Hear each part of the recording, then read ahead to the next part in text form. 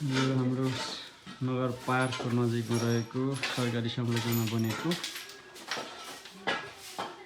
सरकार तपाईँ हाम्रो तिरेको करले बनाएको संरचनाको अवस्थाहरू यस्तो छ। अब यसलाई हामी श्रमदाताहरूले श्रम संस्कृति पार्टीको हाम्रो श्रमदाताजीहरूले सरसफाइ गर्दैछौँ। यस्तो छ देशको जिल्लाको टोलको अवस्था।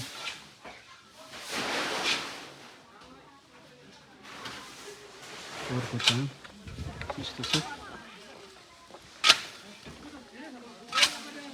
सरकारी श्रम बजेटमा बनेको संरचनाहरू यस्तो अवस्थाहरू छ कि देख्दाखेरि अत्यन्तै नाजुक र दयनीय छ। जहाँ तपाईँ हामीले तिरेको करले बनाएको संरचनाहरू बन्छ, तर बनिसके पछाडि त्यसको संरक्षण गर्ने निकायहरू यति व्यवस्था पूर्णको देखिन्छ कि। तर आज यो ओखलढुङ्गा जिल्लामा श्रम संस्कृति पार्टी हाम्रो श्रममय भनिएको छ र यो फोहोर ठाउँलाई र हाम्रो सरकारी बजेट तपाईँ हामीले तिरेको करबाट बनेको संरचनाहरूको सरसफाइ हामी आफै स्वस्फूर्तका साथ त्यसको लागि यो जिल्लाको लागि श्रमदानमा उत्रिएको छौँ।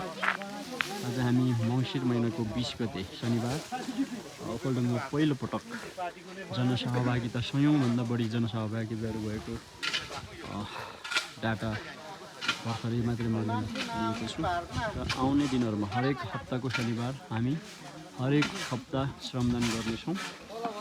र यो सँगै यही पौष 12 गते हाम्रो श्रम संस्कृति पार्टीको अध्यक्ष हर्क साम्पाङ राई जो पनि ओखलढुङ्गा आउँदै हुनुहुन्छ, त्यसको तयारी पनि अब हामी गर्दैछौँ। हेर्नुहोस् यो यस्तो करोडौँ लाखौँ खर्च गरेर बनाएको संरचनाहरूको ताल यस्तो छ, जहाँ यो यसरी नै तोडफोड गर्नु थियो, यसको व्यवस्थापन गर्नु थिएन भने यसको संरचनाहरू बनाउनु पनि आवश्यक थिएन। यो ठाउँमा लगानी गर्ने रकमले, यो बजेटले अरू कुनै प्रोडक्टिभ ठाउँहरूमा लगानी गरिएको भए यो देशमा नागरिकहरूले रोजगारी पाउँथे होला। अब त्यो खालको रणनीति यो सरकारसँग देखिएन र हामी सबै श्रमदाताहरू मिलेर आज यसको सरसफाइ गर्दैछौँ। र यो सरसफाइ पछाडि यसको अनुहार भनौँ न कस्तो देखिन्छ त्यो पनि म तपाईँहरूको माझ राख्नेछु। यहाँ अगाडि हाम्रो जिल्ला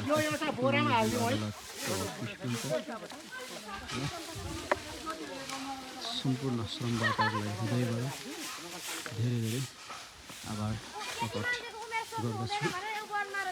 यति धेरै खट्नु भएको छ महिला साथीहरू, दिदीबहिनीहरू, उनीहरूलाई पनि म हृदयबाट धन्यवाद दिन चाहन्छु। हामीलाई यो देशको यो माटोको श्रमको महत्त्व पनि थाहा छ र त्यो महत्त्व सँगसँगै हामीले दिन सक्ने देशलाई कन्ट्रिब्युसन हामीले दिइरहेका पनि छौँ।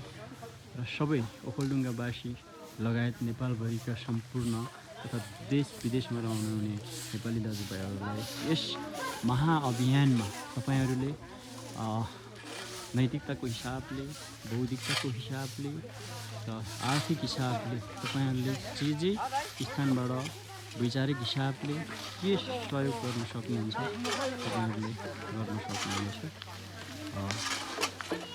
यति भन्दै म तपाईँहरूको माझ एकैछिनको लागि बिदा हुन चाहन्छु। धन्यवाद।